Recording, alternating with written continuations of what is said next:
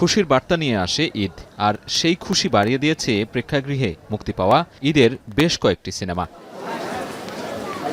ঈদের দ্বিতীয় দিনে সিনেপ্লেক্সগুলোতে দর্শক উপস্থিতি ছিল চোখে পড়ার মতো। পরিবার, স্বজন, বন্ধুবান্ধব মিলে দল বেঁধে সিনেমা উপভোগ করতে আসেন সিনেমা প্রেমীরা। এবার মুক্তি পাওয়া দম, বনলতা এক্সপ্রেস, প্রেসার কুকার, রাক্ষস সিনেমার প্রতিটি শোই ছিল হাউসফুল। এসব সিনেমা ঘিরে দর্শকদের মধ্যে ছিল বাড়তি উচ্ছ্বাস। দমটা একটা অসাধারণ ছবি। প্রথম কথা হচ্ছে বাংলাদেশের পরিচালক একটা আন্তর্জাতিক মানের ছবি বানিয়েছে। রাক্ষস দেখতে এসেছিলাম, দারুণ সিনেমাটা, খুবই সুন্দর, খুবই ভালো লেগেছে। শাকিব খানের পরে বাংলার মেগাস্টার কে হবে, তো সিয়াম আহমেদ একদম পারফেক্ট। গত 3 বছর ধরে আর কি আমরা প্রতি ঈদেই মুভি দেখি আর কি, কম বেশি দেখার চেষ্টা করি 2-1টা। যদি একই ধরনের মুভি ওনারা কন্টিনিউ না করে একটু ডিফারেন্স যদি কিছু আমরা চেষ্টা করি তাহলে মনে হয় বেটার হবে। বনলতা এক্সপ্রেস দেখতে হুমায়ুন আহমেদের গল্প অবলম্বনে দেখছি, খুব ভালো লাগছে। ফুল ফ্যামিলি সহ প্যাকেজ আকারে আসলাম, এটার জন্য পরিচালক এবং তার টিমকে আসলে ধন্যবাদ। এদিন বসুন্ধরা সিটি সিনেপ্লেক্সে এক ছাদের নিচে জড়ো হন তারকারা। এ সময় নিজেদের সিনেমা নিয়ে অভিজ্ঞতার কথা জানান কলাকুশলী ও অভিনেতারা। দর্শক উপস্থিতি নিয়েও সন্তোষ প্রকাশ করেন তারা।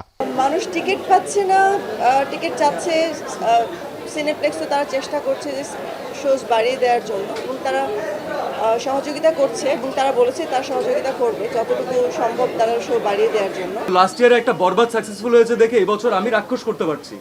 আলহামদুলিল্লাহ এবছর রাক্ষস সাকসেসফুল হচ্ছে, ইনশাল্লাহ নেক্সট ইয়ারে অন্য কিছু হবে, আরো বড় কিছু হবে, right? So this is a plus for the industry and we should all celebrate it together.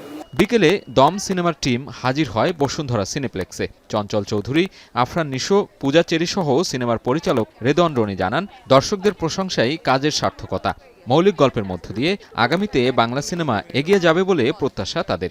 দর্শক যদি সিনেমা হলে এসে ছবিটা দেখে তাদের ভালো লাগে, ওইটাই হচ্ছে তাৎক্ষণিক আনন্দ। আমরা ওটাই প্রথমত বিচার করি। আর কোন ছবি কতদিন বেঁচে থাকবে, সেটা নির্মাণ বা সে কোন সময়ের ঘটনা, কত বছরে টিকবে, এটা আবার সময় বলে দেবে।